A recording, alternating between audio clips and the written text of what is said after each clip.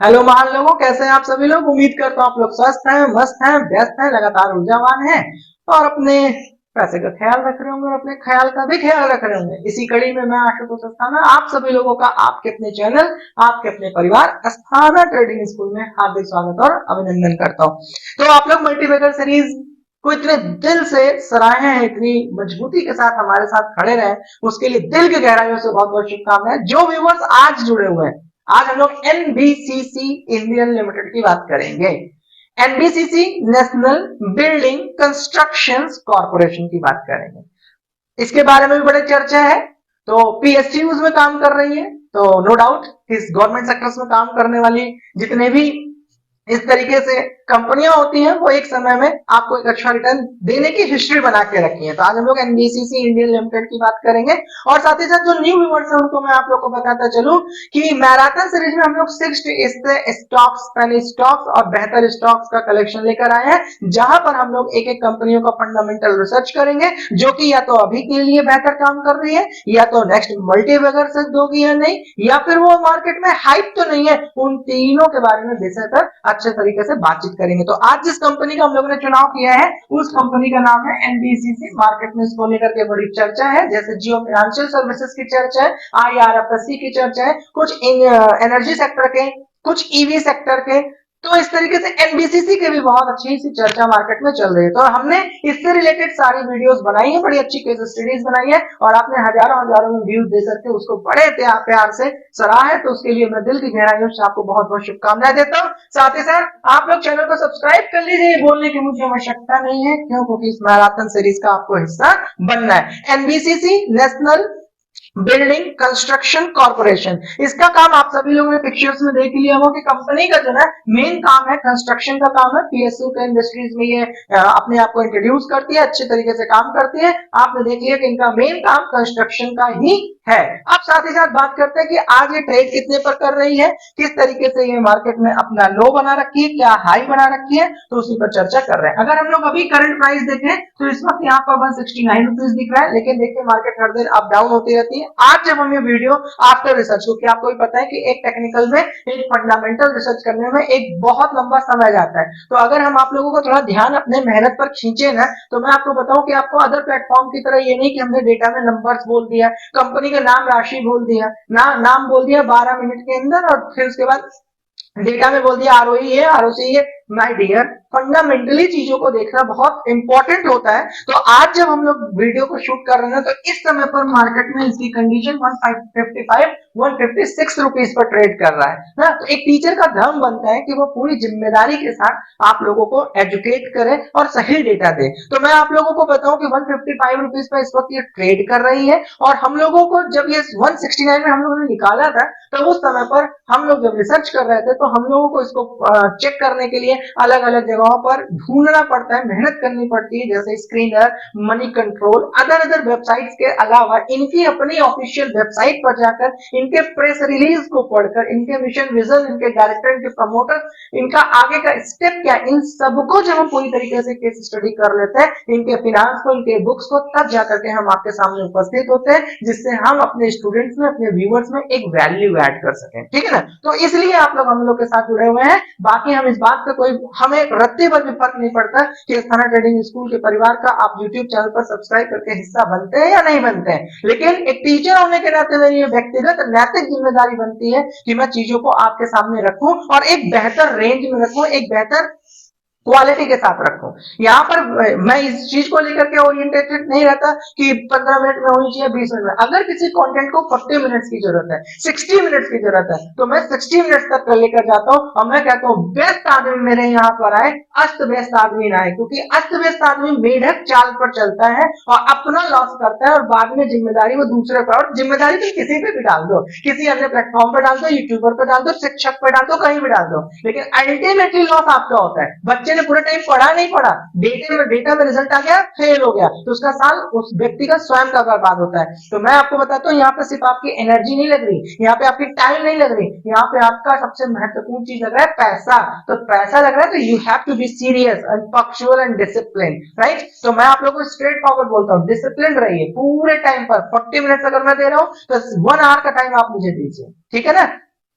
यहाँ पे 155 रुपीज में आईडिया ट्रेड कर रहा है। अगर हम हाई की बात करें तो ये 170 रुपीज अपने हाई पर है और हाई को टच करके वापस आता है, तो इसका मतलब लोग कहते हैं कि मार्केट में थोड़ा करेक्शन है या फिर मार्केट में रिसर्च शुरू हो जाता है, एक ज्वलंत विषय हो जाता है कि क्या ये ओवर वैल्यूड है ना। तो इस तरीके से जितने भी टर्म्स है उसको हम लोग आज समझेंगे और पूरी तरह से कोशिश करेंगे आप तक वो चीज पहुंचाने के लिए कि क्या ये फंडामेंटली कंपनी बहुत मजबूत है, और फिर इसका डिसीजन आप क्या लेते हैं वो मुझे नीचे कमेंट बॉक्स में जरूर बताइएगा। 31 रुपीज से अपने लो से इसने सफर तय किया और आज 170 रुपीज पर इसका हाई है, 150 रुपीज पर ये ट्रेड कर रही है, 169 रुपीज जब हम लोगों ने इसका निकाला तब का है। तो मतलब आप देख रहे हैं कि 155 रुपीज पे ये ट्रेड कर रही है। मैंने आप लोगों को इसके बारे में बता दिया कि कंपनी कंस्ट्रक्शन की दुनिया में काम करती है। अगर हम चार्ट्स की बात करें तो इसमें पूरे ईयर में किसी भी प्रकार का हमें बेहतर मूव देखने को नहीं मिला। अगर हम नवंबर 2023 की बात करें ना तो 40 से लेकर के 60 रुपीज के बीच में फ्रेम पर ये काम कर रहे थे, लेकिन नवंबर 2023 के बाद जैन की अगर हम बात करें, अभी रिसेंटली 15-20 डेज की बात करें ना, वन मंथ की बात कर लें, तो मार्केट में एक अलग ही रुझान आ गया। आप देखिए कि 80 रुपीज से मार्केट में ऐसा रुझान आया कि जहां तक अगर मार्केट में देखा जाए तो ये किसी प्रकार से नवंबर और दिसंबर दिसंबर 2023 तक इसका जो फ्रेम था प्राइस का वो 80 रुपीज था। उसके बाद जैन में 2024 की बात करें तो अचानक से ये 160 प्लस का सफर तय कर जाती है, मतलब पैसा आपका 1 मंथ के अंदर ये डबल करने की ताकत रखती है, डबल मल्टीप्लाई करने की ताकत। तो अब एनबीसीसी के हम थोड़ी परफॉर्मेंस को देख लेते हैं। तो अगर हम लोग परफॉर्मेंस वाइज देखते हैं तो पहले हम लोग क्वार्टरली देख लेते हैं कि भाई इन्होंने कैसा काम किया, और लास्ट 3 इयर्स को भी थोड़ा सा कैलकुलेट करके चलते हैं, क्योंकि हमने हमेशा बोला है कि हिस्ट्री को, हिस्टोरिकल डेटा को देखने के लिए ना अपना माइंडसेट मत बनाइएगा कि 3 साल 5 साल 10 इयर्स का हम लोग हमेशा हिस्ट्री देखें। कई हिस्ट्री में ऐसा रहा है, नोकिया देख लीजिए, कोडैक देख लीजिए, देयर नंबर ऑफ कंपनीज जो कि हिस्ट्री में बहुत पावरफुल कंपनी थी, आज उनका नामो निशान नहीं है। और हिस्ट्री में कुछ कंपनियां ऐसी थी जो कि पूरी तरीके से पुअर थी, लेकिन आज वो, तो हिस्ट्री ना हमें थोड़ी मदद करती है, लेकिन माइंडसेट बंद बनाइएगा हमेशा। मैंने आप लोग को इसके लिए फॉर्मूला क्या बताया कि हमेशा कोशिश किया करिए कि कंपनी का धंधा कैसा है, कंपनी का बंदा कैसा है, कंपनी का विजन कैसा है, और उसके बाद मैंने आप लोग को बताया था कि कंपनी का हमेशा संविधान मांग लिया करिए, उनसे बोला करिए अपनी बुक वैल्यू दे दो ना, अपना बुक मुझे दे दो, अपनी संविधान मुझे दे दो, तो उसके अंदर जाकर इस पूरे चार्ट्स को, इसको पूरे फंडामेंटल्स को, इसके नंबर्स को सेलेक्ट करना सीखिए, कलेक्ट करना सीखिए, रीड करना सीखिए, रिसर्च करना सीखिए, आपको मजा आ जाएगा।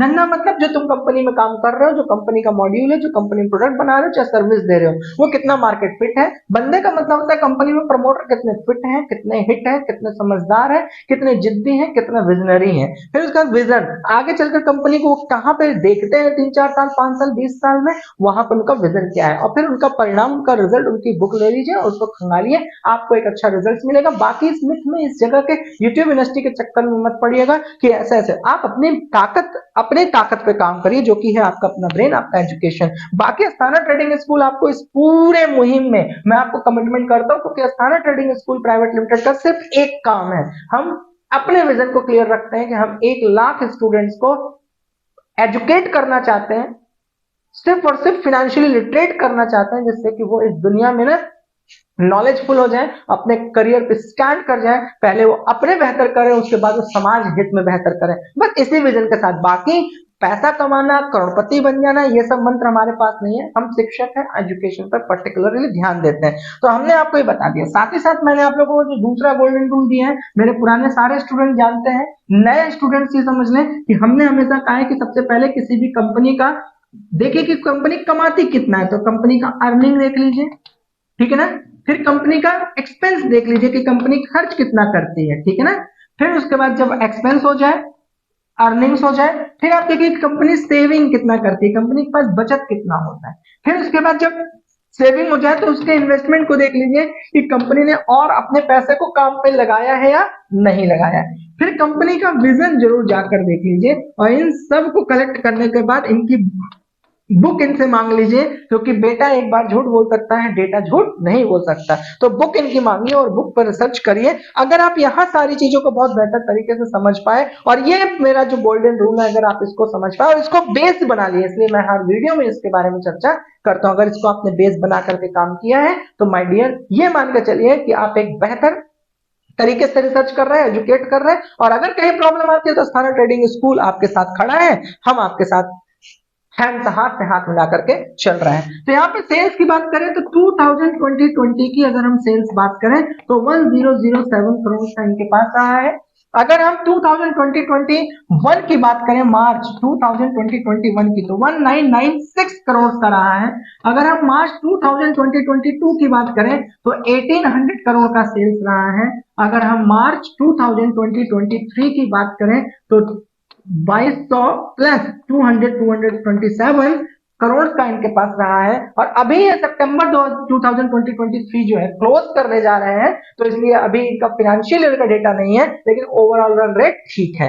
अगर हम इसमें रेड फ्लैग बनाने की कोशिश करें, रेड फ्लैग का मतलब इनका जो सेल्स है, उनका जो एक्सपेंस है, इनके रेशियो को देखने की कोशिश करें कि कहीं ऐसा तो नहीं कि आपने कमाया कम है और खर्च ज्यादा किया है, तो एक बार रेड फ्लैग देखने की कोशिश करते हैं। तो हमें कहीं पर भी रेड फ्लैग देखने को नजर फिलहाल नहीं आ रहा है, क्योंकि हर जगह इन्होंने अपने आप को, कई बार एक जगह पे बहुत क्लोजर लेके आए, 935 करोड़ का इन्होंने सेल्स किया, 932 करोड़ का इन्होंने एक्सपेंस किया, लेकिन इसको भी बहुत बेहतर पकड़ के साथ इन्होंने अपने एक्सपेंस और अपने सेल्स के रेशियो को मेंटेन किया। इसलिए हम यहाँ पर इनको ए प्लस कर दे रहे हैं, क्यों? क्योंकि इन्होंने अपने बुक्स को, अपने फंडामेंटल को, फिनांस को, अकाउंटिंग को पकड़ करके चला है। ठीक है ना। अगर हम इसी में नीचे जाते हैं, पूरा पूरा नेट प्रॉफिट की बात करते हैं, नेट की बात करते हैं, तो नेट में क्या समझ में आता है कि इसमें ऑपरेटिंग हो सकता है, ओपीएम हो सकता है, टैक्सेस हो सकता है, डिप्रेशिएशन हो सकता है, इंटरेस्ट हो सकता है, इस तरह के सारे फैक्टर काट दें। टैक्स एक बहुत बड़ा रोल होता है, इसको काट दें तो कंपनी ने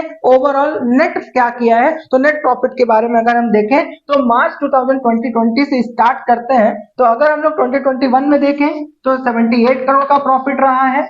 अगर हम लोग सीधा जाते हैं मार्च 2022 में तो 21 करोड़ का प्रॉफिट रहा है। अगर हम लोग मार्च 2023 में जाते हैं तो 96 करोड़ का प्रॉफिट रहा है। और अभी तक में कंपनी ने, अभी टीटीएम इनका बना है तो 85 करोड़, टीटीएम का मतलब होता है टोटल 12 मंथ्स या ट्रेलिंग 12 मंथ्स, 85 करोड़ का इन्होंने एक प्रॉफिट दे रखा है। तो ईयर ऑन ईयर अगर हम देखें तो कंपनी प्रॉफिटेबल है, अपने एक्सपेंस रेशियोज को बेहतर मेंटेन करके चल रही है। तो ओवरऑल यहाँ पर हम लोगों ने इसको एक अच्छा प्लस दिया है, जहां पे इन्होंने अपने बुक्स को परफॉर्मेंस वाइज ठीक ठाक करके रखे हैं। अब बात आती है कि भाई अब बना पैसा लोगे तो अब अपने हाई पर काम कर रहे हो, तो उसकी परफॉर्मेंस तो हमने देख लिया, अब अपने हाई को तोड़कर नेक्स्ट हाई में जाओगे तो कुछ ना कुछ तो मॉड्यूल चेंज होना चाहिए ना।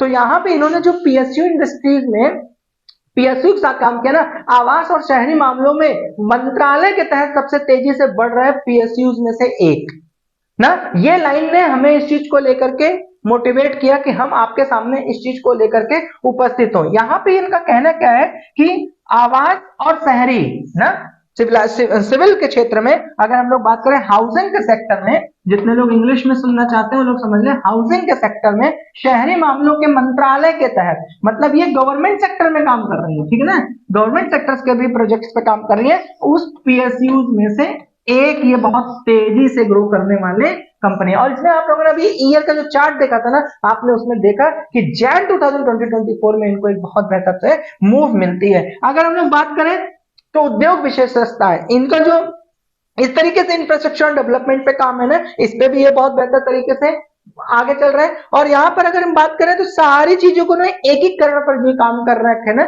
ये इनका बहुत अच्छा रोल है, जहां पे ये बहुत पॉजिटिव है। तो इस तरीके से इन्होंने अगला पॉजिटिव मूव्स भी आपको दिया, और इन्होंने ये भी कहा कि भैया 2012-13 से लेकर के 2020-23 तक का जरा हमारा आप सेल्स एंड प्रॉफिटेबिलिटी देख लीजिए। तो इन्होंने इस ग्राफ को भी बहुत अच्छा बताया है टर्नओवर में, ठीक है ना। तो यहाँ से हम लोगों को इस बात को लेकर के थोड़ी सी पॉजिटिविटी और मोटिवेशन मिलता है कि हाँ भाई, कंपनी का अब तक का जो चार्ट था उसने हमें पुरानी हिस्ट्री तो दिखा दी, लेकिन भैया आगे के लिए आप क्या करोगे, तो आगे के लिए भी उन्होंने बता दिया कि we are very growing, faster growing. आप उसमें हम लोग हाउसिंग में बहुत अच्छा काम कर रहे हैं, अदर पीएसयूज में से हम नंबर 1 पर बहुत बेहतर तरीके से फास्टली ग्रो कर रहे हैं। तो इस तरीके से हम लोगों को थोड़ा मोटिवेशन वहां पर एनबीसीसी को लेकर मिला। अब अगर हम लोग बात करें कि कंपनी का भैया प्रॉस एंड कॉन्स क्या है, कंपनी क्या अच्छा कर रही है, क्या थोड़ा सा नजर रखने की चीज है, तो ओवरऑल हमने इनके प्रेस रिलीज को भी पढ़ा है, इनके फाउंडर्स नोट्स को भी पढ़ा है, हमने अलग अलग जगहों पे वेबसाइट स्क्रीन में मनी कंट्रोल नंबर ऑफ जहां पर हमने जाके इनको रिसर्च किया है। तो ओवरऑल अगर हम देखें तो कंपनी बड़ी विजनरी है, कंपनी का फाउंडेशन बड़ा सॉलिड है और ठीक ठाक काम एवरेजली अगर हम देखें तो ग्रोइंग के लिए ही काम कर रहे हैं। साथ ही साथ अगर हम देखें तो उन्होंने अपने डेट को बहुत तेजी से रिड्यूस किया है, जहां पे कंपनी ने अपने बैलेंस शीट में कहा है कि हमने डेट अपना रिड्यूस कर लिया है फाइनली, या फिर हम ऑलमोस्ट डेट फ्री हो चुके हैं। ऑलमोस्ट डेट फ्री शब्द का मतलब माय डियर ये होता है कि कई बार चाहे अगर कंपनी पे डेट हो भी, तब भी आपको इस बात का कैलकुलेशन लेकर डरना नहीं चाहिए, क्योंकि मैं बार बार बोलता हूं कि ये नंबर्स के खेल पे आप मत फंसिए। ये नहीं कि आप किसी भी यूट्यूब यूनिवर्सिटी पे आते हैं या कहीं पर भी आते हैं, आपको कंपनी की नाम राशि मिल गई या कंपनी के नंबर्स मिल गया कि भैया ये नंबर्स पे काम कर रही है, तो भैया टोटल लॉस सिर्फ आपका होगा। तो मैं आपको सिर्फ ये कहता हूँ ना, हमेशा एजुकेशन पे काम करिए। अब जैसे एजुकेशन की बात करें, अगर किसी भी कंपनी में डेट है तो कोई गलत विषय थोड़ी ना है। और अगर कंपनी ने अपने डेट साइकिल को कंप्लीट किया है या फिर उन्होंने अपने आप को ऑलमोस्ट डेट फ्री करा है, या अगर उनके पास डेट है, तो हमने आपको एक फॉर्मूला कहा है कि हमेशा डेट होने के बावजूद भी आप कंपनी के एसेट्स को और कंपनी की लायबिलिटीज के बीच में कंपैरिजन करना सीखें। अगर इनका एसेट्स जो है ना उनकी लायबिलिटीज से बेहतर है, तो इसका मतलब कंपनी पर डेट भी है ना, तब भी आप उसको एकदम कॉन्फिडेंटली लेकर के चलिए। साथ ही साथ मैंने ये भी कहा है ना कि अगर कंपनी के ऊपर एक्स्ट्रा डेट भी अगर है, तब भी आप इसको नेगेटिव नहीं ले सकते, क्योंकि ये सारा गेम जो है मॉड्यूल का होता है। ये सारा गेम ना नंबर्स के पीछे के पिक्चर्स का भी होता है। आप सपोज दैट उनको आपको बहुत लंबा डेट भी दिख गया, तो डेट के बाद आपका डिसीजन खराब हो गया, तो आप एक अच्छी कंपनी से बाहर हो सकते हैं। अब अगर बड़ा डेट है तो कंपनी के प्रमोटर्स से पूछिए कि भैया ये डेट का आप इस्तेमाल कैसा कर रहे हो, उनके विजन मिशन को देख लीजिए, उनके एक्सपेंशन रेशियो को देख लीजिए ना। तो इस तरीके से जब आप उनके एक्सपेंशन को समझ लेते हैं, उनका बैलेंस शीट रीड करते हैं ना, तो एक्स्ट्रा डेट भी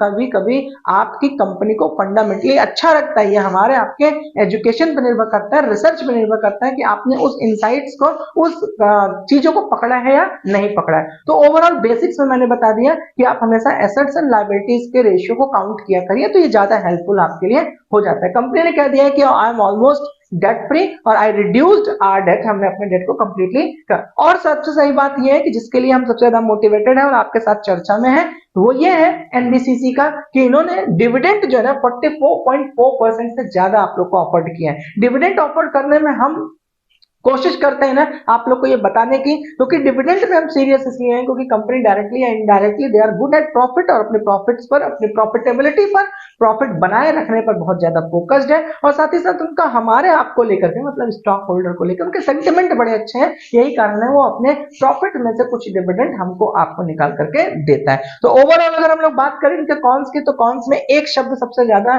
निकल करके बार बार आता है, वो हर एक कंपनी के लिए निकल आता है जैसे ही वो अपने हाई के रेंज में पहुंचती है, कि क्या कंपनी ओवर वैल्यूड है या अपने बुक वैल्यू से इतने टाइम्स पर वो ओवर ट्रेड कर रहा है। तो मैंने आप लोग को इसके बारे में उत्तर दे दिया है कि कंपनी का मॉड्यूल ही सारा कुछ होता है, कंपनी का फाउंडर एंगल ही सब कुछ होता है, और कंपनी का जो विजनरी स्केल है वही सब कुछ होता है, और कुछ बुक्स होती है जिसको हम लोग लगातार डिस्कशन करते आ रहे हैं। अगर हम लोग इसके बुक वैल्यू की बात कर ले, तो आपके पास बड़ा एग्जांपल है सुजलॉन का, बड़ा एग्जांपल है टाटा मोटर्स का। इस तरह से बहुत सारी कंपनीज हैं जिसका एग्जांपल आप लोग के पास है, जिन्होंने अपने हाई को हाई के साथ तोड़ता चला गया है, और लगातार उसके बारे में प्रोडक्शन होता रहा है कि कंपनी ओवर वैल्यू ट्रेड कर रही है, ऐसा वैसा लाइक दैट। लेकिन रिजल्ट आपको पता है कि अगर धंधे में दम है, बंदे में दम है, बिजनेस अच्छा है, बुक्स अच्छी है, तो चार चीज बहुत क्लियर है, तो इसका मतलब कंपनी उड़ान के लिए तैयार है। और आप इसका निर्णय क्या लेते हैं मुझे नीचे कमेंट बॉक्स में जरूर बताना है, ठीक है ना।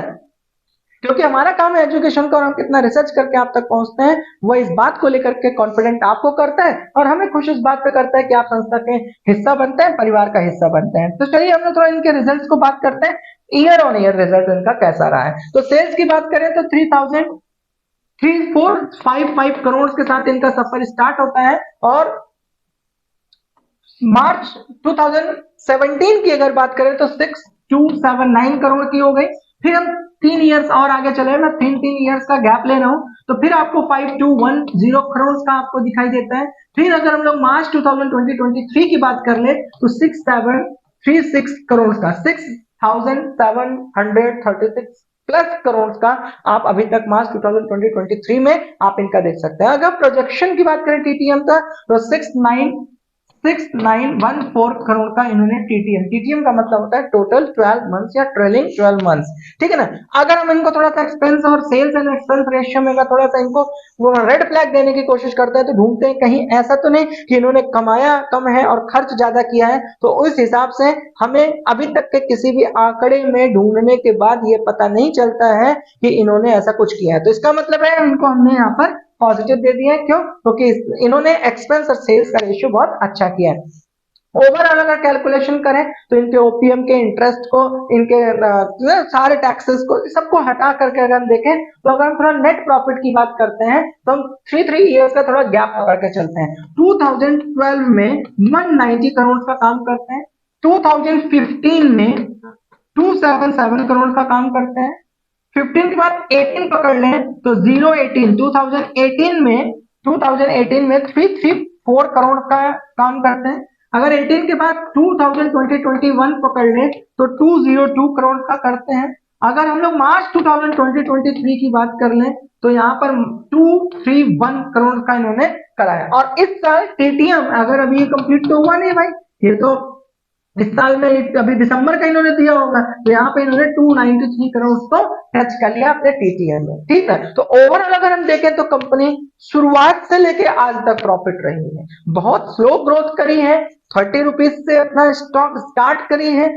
सफर 170 रुपीज तक टच कर रही है। तो ओवरऑल देखा जाए तो बहुत सस्टेनेबल, बहुत ही ईमानदारी के साथ काम करते हुए कंपनी ने ग्रोथ टच किया है। क्यों? क्योंकि इसका फंडामेंटल और इसका बैलेंस शीट मुझे ये बताता है कि कंपनी ने बहुत ही ग्रोइंग और बहुत ही विजनरी और अपनी बुक्स पर काम करते हुए, अपनी प्रॉफिटेबिलिटी पर काम करते हुए बहुत अच्छा। क्योंकि देखो कंस्ट्रक्शन की दुनिया में, इंजीनियरिंग की दुनिया में ना, इक्विपमेंट्स एंड प्रोडक्ट्स की दुनिया में ना, जो इस तरीके से सिविल इंजीनियरिंग के क्षेत्र में काम करते हैं, इंजीनियरिंग के सेक्टर में काम करते हैं ना, यहाँ पे प्रॉफिट को मेंटेन करना बहुत टफ होता है। क्यों? क्योंकि मैन पावर की कॉस्ट, इक्विपमेंट्स की कॉस्ट, सर्विसेज की कॉस्ट, ये सब बहुत मैटर करता है ना। साथ ही साथ पॉलिटिकल चेंजेस भी इसमें इंपैक्ट करता है। तो ये सब चीजें बहुत इंपॉर्टेंट होती है, सीखने वाली होती है। लेकिन ओवरऑल अगर हम एनबीसीसी की बात करें ना तो अभी तक इसमें किसी प्रकार से मेरे को रेड फ्लैग शुरू से लेकर अंत तक नहीं दिखाई दिया है। और हमने इनका जो क्या से प्रेस रिलीज पढ़ा है ना, वो बड़ा हमें मोटिवेट करता है।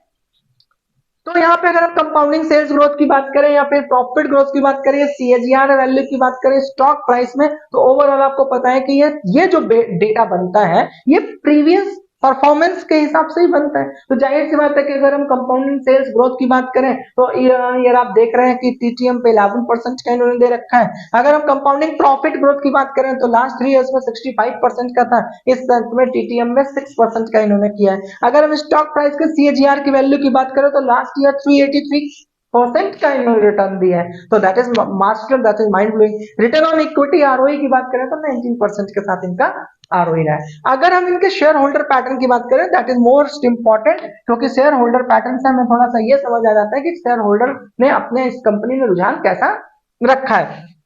तो अगर हम प्रमोटर की बात करें तो 2020-21 में ये 61.75% के साथ एंट्री करते हैं, ठीक है ना। उसके बाद आप देखिए कि कहीं से भी ना इन्होंने किसी भी प्रकार से मार्च 2022 की बात करें तो मार्च 2022 में भी 61.75% सेम बना के रखे हैं। अगर हम अभी दिसंबर 2023 की बात करें, दिसंबर 2023 की बात करें तो ये 61.75% के साथ, मतलब प्रमोटर्स ने तब से लेके अब तक अपनी पूरी कंसिस्टेंट पावरफुल तरीके से 61.75% के साथ अपनी होल्डिंग बनाकर रखी। Is it fine? अब थोड़ा सा इसमें एफआईआई साहब की बात कर लेते हैं। एफआईआई का मतलब आइडिया होता है फॉरेन इन्वेस्टर इंस्टीट्यूशंस, मतलब बाहरी पैसा। तो अगर हम देखें तो 2.90+% के साथ ये एंट्री करते हैं और आज इनका जो मोमेंटम है वो प्लस है और आज की डेट में ये 4.46% के साथ होल्ड करके बैठे हैं। मतलब इन्होंने 2.90% से 4.46% एड ऑन किया है, मतलब ग्रो किया है, बढ़ाया है, मतलब कंपनी के अंदर और ज्यादा अपना रुझान रखा है। तो इन्होंने ज्यादा अच्छा बुक कैलकुलेट किया होगा, ये तो आप समझते ही हैं, क्योंकि ये अपना पैसा लगा रहे हैं बहुत लंबा है, तो इनका जो रिसर्च एटीट्यूड है वो बेहतर है। तो कई जगह पे एफआईआई का पैसा लगने से भी हमें फायदा होता है, और कई जगह पे एफआईआई का पैसा लगा हुआ है, तो जब बुक्स कर लेते हैं तो वो आपका हमारा पैसा चला जाता है। तो ये भी फैक्टर समझने और सीखने का है ना, नंबर्स लेने का नहीं है, सीखने का है, समझने का है। एफआईआई के एंट्री और एग्जिट पर भी नजर रखने का है। मैंने हमेशा बोला है कि एफआईआई और डीआईआई को अपना दोस्त बनाओ। इससे रिलेटेड मैंने एक वीडियो बना रखी है। अगर आप बोलेंगे कि एफआईआई और डीआईआई के तहत भी हम लोग को ट्रेड करना सीखना चाहिए, तो आप मुझे बताइएगा, तो उस पर भी हम लोग रिसर्च करके आपको एफआईआई और डीआईआई के थ्रू कैसे डेटा रिसर्च करते हैं और कैसे ट्रेड करते हैं, कैसे इन्वेस्टमेंट करते हैं, दोनों को समझा देंगे। अगर आप निफ्टी बैंक निफ्टी में है तो हम ऑपरेटर और एफआईआई डीआईआई दोनों की एंट्री को आपको बहुत अच्छे तरीके से समझा देंगे, कैसे उनको अपने दोस्त बनाया जाता है। और इन्वेस्टमेंट में अगर आपको सीखना है तो भी आप मुझे नीचे कमेंट बॉक्स में बताइएगा, मैं आप लोगों को वहां पर भी आंसर कर दूंगा, वीडियो बनाकर आपके सामने रख दूंगा। परिवार का हिस्सा बने, अगर आप लोग को सीखना है तो भी आप लोग नीचे बोर्ड लाइन नंबर पे कॉल करके सीखिए, पूछिए कि हम कैसे इस दुनिया में भी बेहतर तरीके से अपना करियर स्टैब्लिश कर सकते हैं। अगर हम डीआईआई साहब की बात करें, डीआईआई का मतलब होता है डोमेस्टिक इन्वेस्टर इंस्टीट्यूशन। अगर हम डीआईआई साहब की बात करें तो 10% प्लस के साथ ये इन्होंने एंट्री मारी थी, और आज भी ये 10.41% के साथ अपनी पोजीशन को बनाए हुए हैं। तो इसका मतलब डीआईआई भी पूरी तरीके से मैच्योर है और कॉन्फिडेंट है इस कंपनी पर। अब आप कॉन्फिडेंट है कि नहीं कॉन्फिडेंट है, इसको लेकर के मुझे नीचे कमेंट बॉक्स में बहुत जरूर बताइएगा। अगर हम लोग पब्लिक की बात करें, अपनी और आपकी बात करें, तो 24+% के साथ ये थे, और आज बहुत ज्यादा कमजोरी नहीं आई है, 23.37% के साथ आज भी बने हुए हैं। इसका मतलब अगर हम ओवरऑल शेयर होल्डिंग पैटर्न को समझते हैं तो हम देख रहे हैं कि एफआईआई डीआईआई पब्लिक प्रमोटर सबने बहुत अच्छा सा इसमें अपना कॉन्फिडेंस बना के रखा है। और बाकी आप इसको लेकर एनबीसीसी को लेकर क्या राय देते हैं तो मुझे जरूर बताइएगा। अगर आपको लगता है कि इससे रिलेटेड हमें ये भी डिस्कशन करना चाहिए शॉर्ट टर्म इन्वेस्टमेंट के लिए कि इसका नेक्स्ट टारगेट क्या हो सकता है,